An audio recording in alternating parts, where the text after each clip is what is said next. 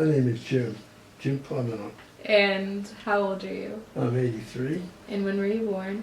1934. And where did you grow up? Beverly, Massachusetts, right on the ocean.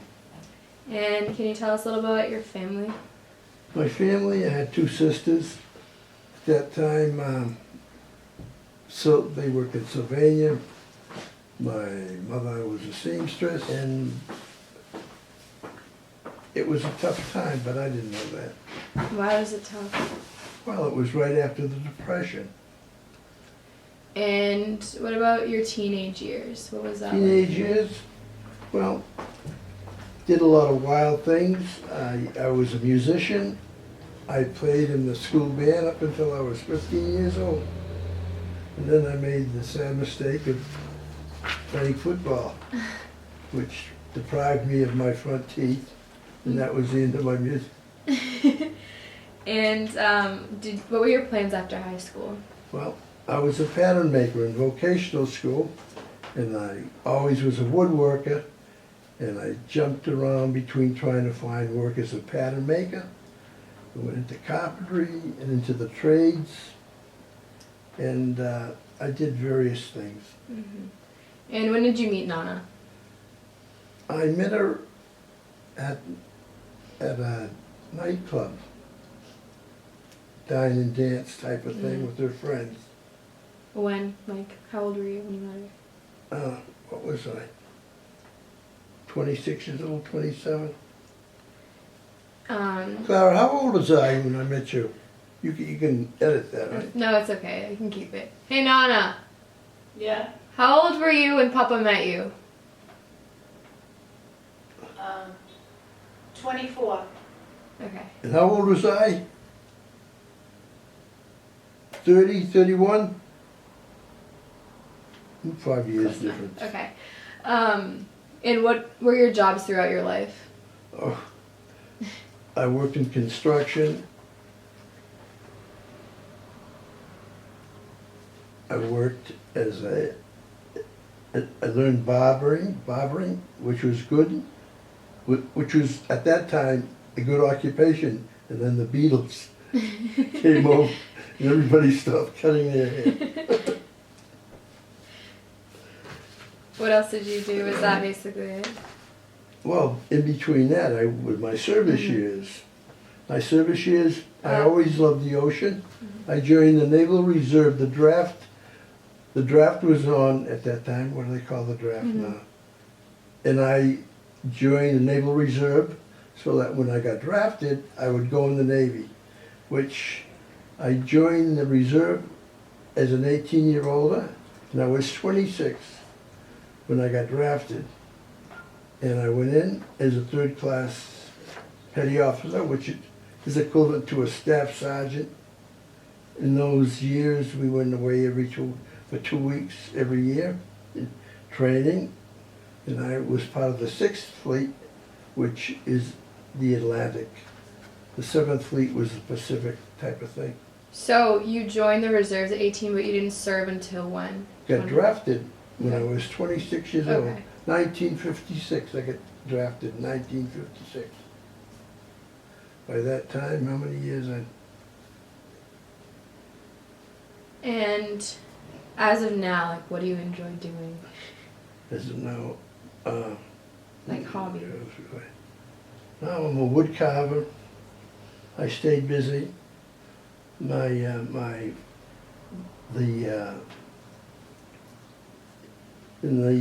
was it? In 1988, I went to work for BU, Boston University, for John Silver in the physical plant as a carpenter.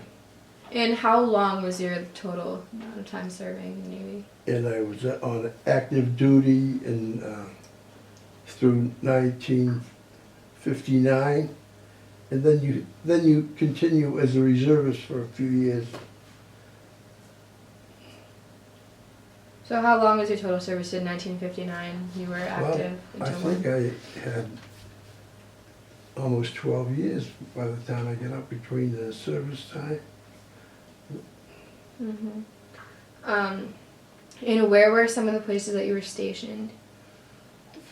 well, the Mediterranean, throughout the Mediterranean, it'd be Italy, Greece, Portugal, um, Spain, Italy, I said Italy, right? Mm-hmm. Mostly Around there. European nations, yeah. And I know now you like to watch politics and you're interested in stuff, but when you were younger and like a teenager, were you like in tune with what was happening? Automobile, work and girls, that was it. I had no idea, thought about college, and I didn't go to college until I was the end of, there was a GI,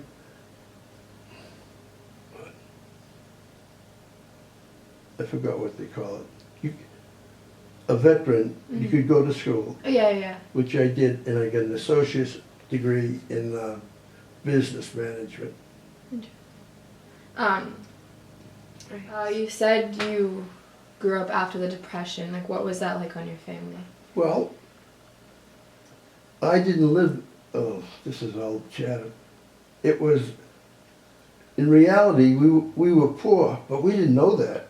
We thought everybody had a garden, everybody preserved food, everybody knew how to cook a chicken into soup, you know. I used to trade my meatball subs for peanut butter and jelly. I wanted to be American. My friends, we were all hustling, working construction and like that. All my close friends became millionaires. Really? Right? That's the truth. That's the truth. Okay. I marched to my own music, the wrong track. That I like that. To like right before you served, did you always want to join the Navy? Yeah, I always was on the ocean. That was my big thing, was fishing and that type of stuff.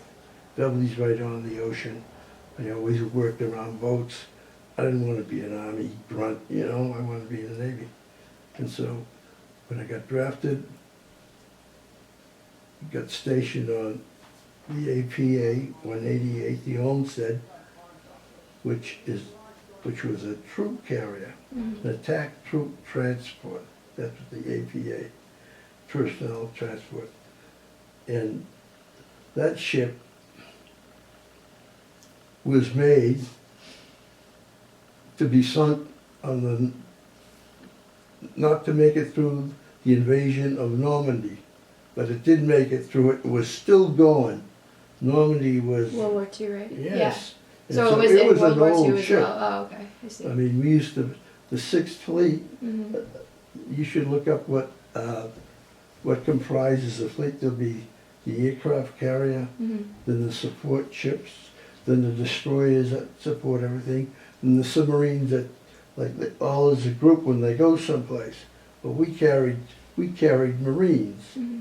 Now,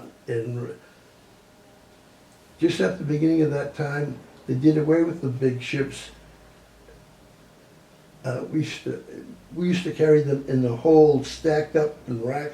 Then they made it so the ships would land, you know, go right to the shore. You'll see some of these little ships, the landing boats, when you go through these, you'll pick out interesting. Courage to join the Navy. Like, what made you want? Is it because you liked I the water love so the much? water. I wanted to be, you know, a sailor. In my, as I got old, my whole thing in life was to own a boat someday, like, which I did. And you did. Like that. All right, but And you were born in 1934, and that was a little bit before World War II began. Do you have any memories? No, yeah, 34. Yeah. Does your family have memories of what it was like Well, while the in war was those happening? in those days, Yeah. my friend that I was talking about, we dug a bomb shelter in his backyard as big as this room, Wow. like that, like, you know, the small room. That he got written up in the newspapers, you know. Mhm. He would walk down a ramp and go into this room, and because he was always around in the construction business, so as a kid, he always had, his father was, you know, it was a bomb shelter, but we could play cops and robbers and play war. You can't do that today. Do you did your family ever talk about what it was like to live during wartime? Like, did that affect you at all? No, we didn't. Well, there was rationing. Oh, Jesus, that's a whole different thing. You have to think about to have gas. You have to have Yeah, the whole rationable ration cards and like that. You had those when you were growing up? Oh yes. Everybody. Of course, at that time, there was decent public transportation. So what was it like being a teenager in the early 1950s? Like, what was life like? Like, what did you do for fun? Like, what was the culture like at that time? It was all girls and cars. Girls and cars. Everybody, it wasn't like today, promiscuous. You know, there was girls, cars. What did we do? All right, sport. Can you describe society at the time, like, segregation-wise, or like class divisions, or like At gender? that time, the service was a good place for people because there wasn't. It was a place where I had a lot of black shipmates that that were in for 20 years. There was no discrimination in the ranks in the sense you did your job. You kept your nose clean. As time went by, you advanced to the next grade, and if you passed, you passed. And most of them, my friends, were we called brown baggers. They lived and they saved their money, and they were doing 20 years. And when they got out, they were going to be they were going to be property owners, and they were going to be secure. And you had African American friends in the Navy? I was a handful of white people. I was in supply. Supply is all the services. Food, cooking, laundry,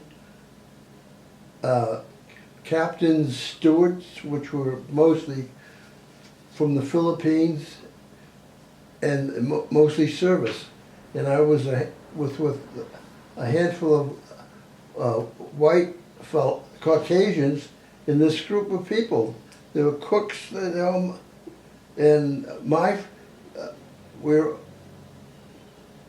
the guys that I hung with were guys. We couldn't socialize in the United States because it was back of the bus, that type of thing. So when you were home, it was still segregated, but when you were in the service, you When had overseas- African American friends, and you had friends of different races and ethnicities. Certainly. Mostly it was a good place for a minority to be in the service. Was there ever discrimination? Did you witness any discrimination in the service? Well, the segregation was on, and there was always, but when your shipmates, living on the ship is close. I couldn't hang around with, I didn't go into, this was not like going to Harlem. I didn't hang around, we couldn't hang around together. I couldn't go to a black, a bar or a club or like that. On the ship, we lived communal, but when we went overseas, we could go any place. There was no discrimination. Were overseas tensions leading up to the war? Did you hear a lot about that in the U.S.? Overseas at that time, there were times like May Day, May 5th, we had to stay on ship because the communists were marching. I mean, the Communist Party. It was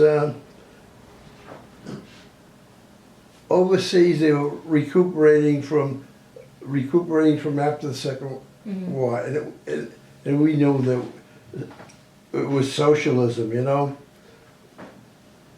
That's what I'm going to. So, on top of that, so a lot of people thought the Korean invasion was the first step to the communists trying to take over the U.S. Was the idea of communism coming to the U.S. like a huge worry at that time with the whole Red Scare? Well, it was after the war. They know everybody. If you follow in history and how the second. Well, that's a different subject. Well, like at the time, at the end of Second World War, the U.S. and Russia were kind of, Oh, they were yeah, working together against They built the the Nazis. wall, you know, they had the wall. That wasn't to keep people out, it was to keep people in. West Berlin, The Berlin Wall, yeah. the Berlin like that wasn't like we want to do a wall today to keep people from coming It in. was to keep- They wanted people not to get out. Yeah. And so, and so one time I got off my ship in Genoa and came down the coast of Italy, down the boat, first class on a train. But every stop, like, you have to fill this in. Every station in like that, you just couldn't walk in there. The patrolman had machine guns, the cabinet. You had to have a passport. It wasn't like it is today, the European Union, where if you came from a neighboring town, you had to barter with me to do business. I mean, it was different, but we had money and things were cheap. This is during the fleet was in. The woman came down from all over because of the. But I mean, we enjoyed it. But every time we came home, it was like you'd kiss the earth, because as great as it was as a tourist in like that, the U.S. was the United States. You know, if you wanted to be whatever you wanted to be, you could be. And everything in Europe was like they were either dictators or socialists. Socialism was the beginning of like communism. You know, the people in Italy, when I visited people in Italy, they'd go to work in the morning, be home at 11, go back at 3, work until 9. No, you know, that was it. If you were middle class, you drove a Vespa. It was so neat to see a couple like doing whatever they were doing, and the lady would be perched on the back of the sitting side saddle, all dressed up, and that was it.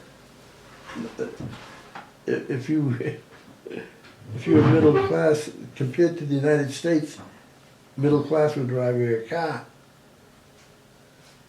So what were the biggest differences you saw between life in the U.S. and like life in some places in Europe that you were? There was no middle class. The people had money, and there were, if there were jobs, it'd be middle class. Tax rates were high. I wasn't into that type of thing. You had to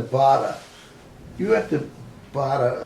So the biggest difference between like life in the U.S. and life in places in Europe, like Italy, where you were stationed, is that there wasn't no jobs. Such like the job market wasn't great. Like we had better employment in the U.S. is what you're saying. Oh yeah, there were plenty of. Well, because Europe was still recovering from the war, right? Right. And the war gave a lot of jobs because Right. they needed people to build weapons.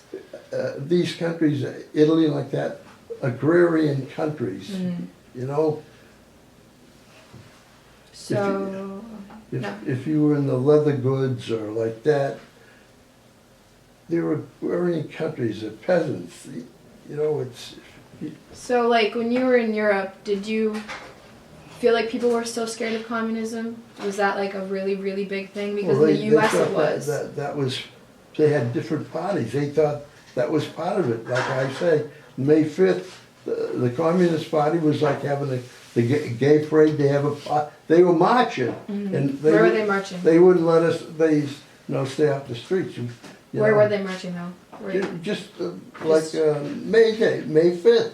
And where were they marching? Did you see them, or would they just not let you No, do the job because they were out? Like they wherever they're gonna in whatever town they probably had a permit like that, but they didn't want to have any fractions of different parties. I wasn't interested in their party, but the communists, it wasn't like they weren't like subversive like we talk about communism or.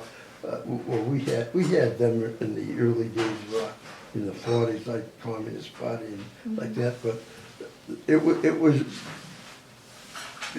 could be dangerous, you know? I mean, they had all these different parties, but there was no interest. I can't describe it. It was a great place to be an American to go there because you had money regardless.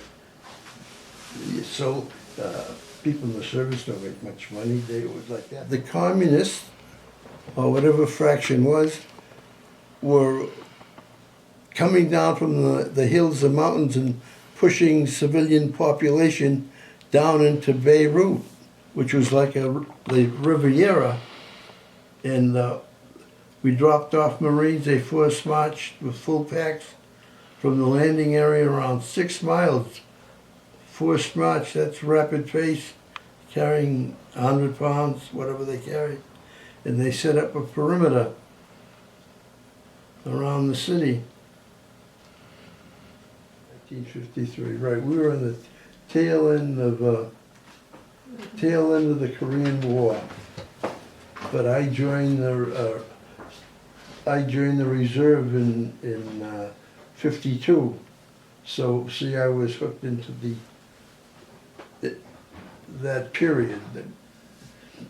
Part of my service would be under that. That would be the Pacific. That would be the 7th Fleet, Korea, China. Okay, so. Like that. But I was in the Atlantic. But it was a Cold War thing. So the war was already going on when you were stationed, correct? You said that it was like right towards the end. And the big thing was Russia.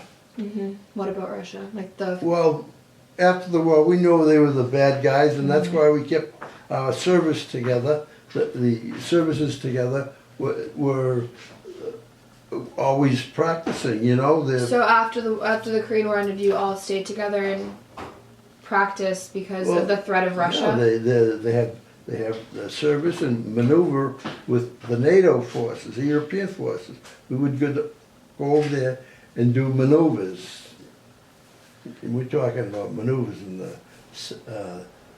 what are the different oceans? The Atlantic, the Mediterranean Sea, up through Gibraltar, the Suez Canal thing, an incident. Communists, something to do, a threat to blocking the Suez Canal, and we had to run up.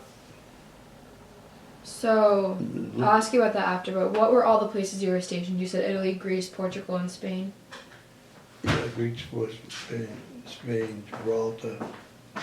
And was there a huge culture shock when you went to these places? Like, was it extremely different for you and the people you were working with? Well, if you got on the countryside, some of the toilets, you stand over them like we used to call them like a hole-in-one, like golf. You spread your legs and drop it. I mean, like that. I stayed at my father's in-laws at Clemeno's in Reggio Calabria. While you were serving? No, I took a tour through Italy on my own. And that's where in this country right now, they talk about border security, like that. Every stop there was cops with machine guns, you know, checking. Yeah. I mean, you just didn't jump around. And I slept in a goose down mattress that they made from goose down. I mean, it was like, you sank into it, you know. And they used to have in their storage, their homes were hundreds of years old. Like in the fantasy films, the Arabian Nights, big earthen jugs filled with olive oil, you know, like. So it was very different for you. Oh yeah, I mean, God, we were like kings, you know. If you wanted to, I traveled across quick trips culturally, but most of it was chasing women, you know. Was the USS Olmsted, was that the ship you were always on, or were you on different ships? No, always on the Olmsted, which meanwhile, there were new ships being built all the time. We were one of the, like I said at the beginning, my ship was one of these victory ships that was made and supposed to, In World War II, it was used right, in Battle of supposed to be Normandy. sunk in the invasion of Normandy, but it was survived and it was still going. That's good. Okay. We didn't have all the air conditioning and all the modern devices that were. So it was an older ship compared to some of the Older other ones. And you said the job of the ship was to carry naval soldiers back and forth, or We were a troop carrier, that's what we did. But my personal job on the ship yes, what was your job on the ship? was, I was in supply. We brought, we supplied the food being delivered to the ship, all the supplies, and the laundry, all the services fell under supplies. And I was in the, I was in the barber shop. I was an engineman. They found out I could cut hair. Because there were always, we had Marines, I don't know how many Marines we carried. I don't know if we carried 1,000, 600, like that. And the probably 300 people of the ship's personnel, they had to have inspections all the time. You had to be clean, you know. So that was a busy job. And what kind of work did you do? You said just distributing supplies and like cutting hair and things like that. Normal routine of the ship. Then we had battle stations. Mine was lowering these landing ships. So can you describe, like, were you ever actually fighting? Did you participate in any naval battles or things like that? Well, we used to, not with the enemy, we used to practice, like routines, fire. We had a job of what we were made for was landing troops, to put these boats, there's little tiny pictures. See, we would drop the boats, and before if you ever see a war picture, invasion, you know, you see the invasion like that? Before they would like stream off, they would circle around till all the boats were offloaded, and then they would go. There would be different ships carrying different troops, and that was one job. Then there was the job of if we were under attack. I was on a gun crew, 40 millimeter ammunition. The bullets were about this wide and about this long, and they fired them, boom, boom, boom, boom, boom, like that. But above me, like almost like it seemed like were 5-inch cannons. Because we were trying to. Airplanes used to tow targets, you know, and we used to shoot at them, but. So was it ever very dangerous while you were on these ships? Of course it was, all the time. Were you ever under attack? No, we never saw a war. But in the preparation, like these big guns or the small guns, if a shell didn't fire, you have to step up and take it and throw it over the side. I mean, it was your job. Get up, take that bullet, pull a shell, hope it don't explode in your hands. I mean, so it was danger all the time. But you never saw enemy forces, you never fought enemy forces? We let off the Marines, they had the 4th mile with full packs. I think it was 80 pounds, like that. Double time, I don't know how many miles. So, communist rebels, or like what you see today, were coming down from up in the mountains to Beirut. Lebanon used to be like the Riviera. The coastline used to be like the Riviera. All high class places and like that. And back up into the mountains, they came down, they drove everything into the people that were escaped from them down into Beirut, you know. It was, it was a tough situation. Did anything bad or monumental ever happen while you were serving on the ship? Did you witness anything that was of large significance? Not really. Not really. No? I can't think of any accidents. So, how many people did you say worked with you? Oh, Jesus, supply.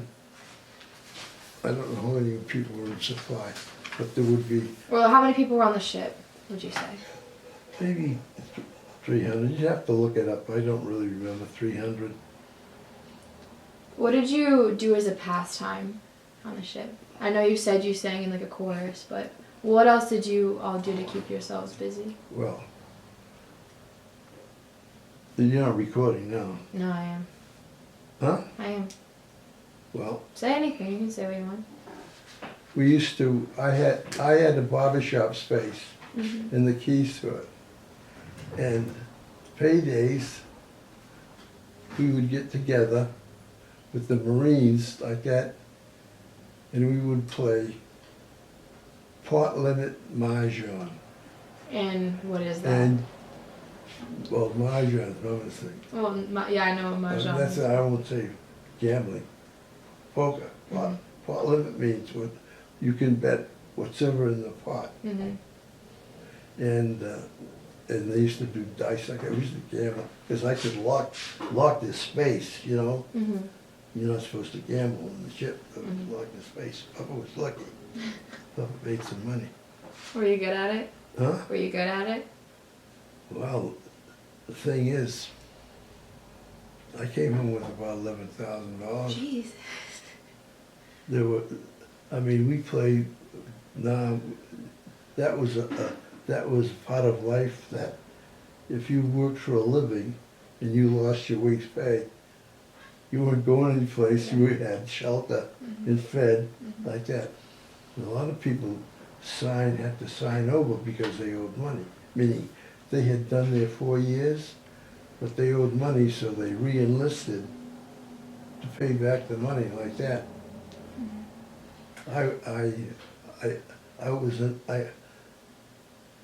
played I missed out one time. I didn't discard a card after I had 6 cards in my hand. Mm-hmm.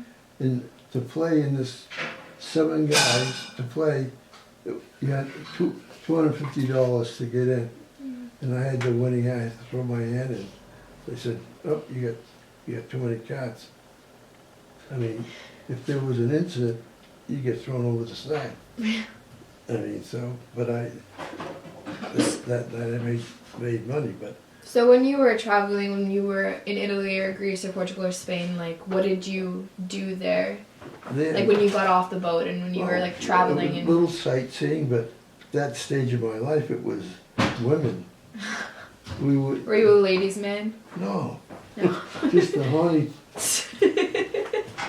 So you showed me some pictures and you were in Spain, you went to a bullfight? All those, yeah, this was Malaga, Spain. Mm-hmm. Malaga, Spain. But that's when I had the Polaroid. And I took those pictures, then I saw what the people were taking with, what kind of camera, the Canons, the big camera at the time was the one that folded out. You know what I'm talking about? Yeah, with the long, like, bendy kind of. Yeah. Yeah, I know what you're talking about. Yeah, the accordion-looking thing on the end. Yeah, they were expensive cameras. I had a nice camera, like that. I still got it, but it got damaged, got dropped like You that. look just like Uncle Paul. It's crazy. This is me. I think it's all white guys. I think this is during one of my 2 weeks in the reserves that I went away, maybe to New London or something like that. Like, were you informed about what was happening in the war? Like, did you know everything, what was going on, like the status of everything? No, we believed whatever we were told. Did it ever seem like the U.S. wasn't going to win? Did it seem ever did you ever lose hope of what you were fighting for? No, we were infallible. We were the leaders at that time in the country. Everybody had respect for us. Mm-hmm. Not that they didn't do a lot of stupid things. Vietnam War, I mean, no, they didn't want to, they would never drop the atom bomb again. But the lives that were lost, you see some of the movies, and there's always real life. They used to pork chop hill, something like that. Guys mow them down and lose hundreds of lives and then leave it and give it back to the enemy, you know? Stupid. So, did you keep in touch with anyone at home? Like No, your just, you know, write letters now and then. I have some friends. Then by that time, most of my friends the draft was on would be in the Army. Like that, Ralph was in the Army. My best man, he's a little older than me, Dave. Everybody was returning from the service and like that. Things were happening, you know. It was just the beginning of companies moving down south. I worked for carpenters, you know, guys, just regular little one-man operations. They'd build a house and speculate, you know, build a house and put it up for market, and plenty of buildings and developments and like that. So is that what it was like coming home after your service? Like everything started to flourish again a little bit, factories started to move? Yeah, I mean, I made a lot of stupid decisions, you know. No, that's nothing to do with it. Well, hold on, I'll get to that. So when Yeah, we're, no. so what did you miss about being home when you were at sea? Well, just being home. Just life was, if you like to be regimented, you know, service, get up at 5, and like that. But it was good in the sense that teacher responsibility.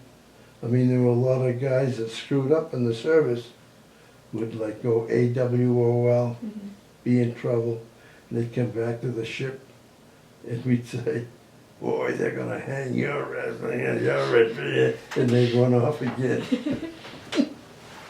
What was it like coming home after you served? Well, get right into routine. When I came home from the service, Yeah, like when you came back to the U.S. Find a job, buy a car, think about going into business. What was different for you personally? Like, did the war change you at all? Well, we didn't see action. My time in the service was enjoyable. 6 months in Europe, 6 months at home. Resupply, new crew, make changes, go back and participate in war strategies with the NATO countries, you know. It was the Cold War. After you returned? Huh? The Cold War after? Oh, well, it was always the Cold War, the Berlin Wall, like that, but things were happening. Communists were strong in these different countries. We couldn't leave the ship on May Day. That was when the communists were Communist Party was rallying. What was different around you returning to the U.S. after the war settled and the fear of communism continued to grow? Well, companies were beginning to move down south. The linen factories in Lowell and things were moving down south. It was like, I wasn't thinking about it. There was work, you know. Do you believe there was a lasting impact from the war, from the Korean War, or even the Cold War? Well, it's still going on. It's still going on. So, with like the tensions in the world between North Korea, like, do you still believe that was Look at heightened by North and South Korea. They're a big threat now. They're a big threat. Yeah. And so, is there anything else that I haven't mentioned or you haven't mentioned previously that you feel like I should know? Well, about service? Or? Well, anything, like takeaways that you've had from the service, No, like well, what you feel, how it affects It our didn't world really, today. I never got involved with politics or thought about it. As of today, our children are fortunate. They're preparing themselves, they're going to school like that. They're not thinking about politics. But there came a time when, after I found my dream job, working in for BU, I got my children educated. I met some very important people, Oh, it did nothing today, I'm so and frustrated. I had a nice job there. I I went missed to it. CVS. At BU, what did you do exactly at BU? Well, I baked As a the carpenter in a physical plant, What a struggle. we had properties that we had to take care of, But I- and when we weren't doing that, we were working in the shop. My particular properties were the School of Fine Arts. This is so hard. When I asked her to show me how I to do met this, it's some cut. international And then now I people can't cut. I don't know what I did when that she was there. came to work for John Silver, and But anyway, I did it they in would, my. because they were on my properties, they would say, Jim, go and do whatever these people want. Turn it around. I don't want to get off subject, but it was a good job. Yeah, because it And I has that missed it. little, banner thing that you can use. for I got routing 2 your cake. children educated there. And attachments. So I knew she was. I didn't- Paul did his own thing. But, so, what's that? That was it. Is there anything else that you want to tell me? No, as soon as I get, well, on leaving, on retiring, I they were looking for somebody with my skills to take care of a chain of convenience stores, which I did for 10 years. That kept me in touch with the university, Campus Convenience. They were at Harvard, they were at BC, they had stores. I kept in touch. And then I joined the carving club as soon as I got up, because I was a woodworker. And that's been my thing since then. Thanks, Papa. That's it. I brought back a lot of old men. Would be, everybody's worried about the animal. And he'd be singing away. It was cool.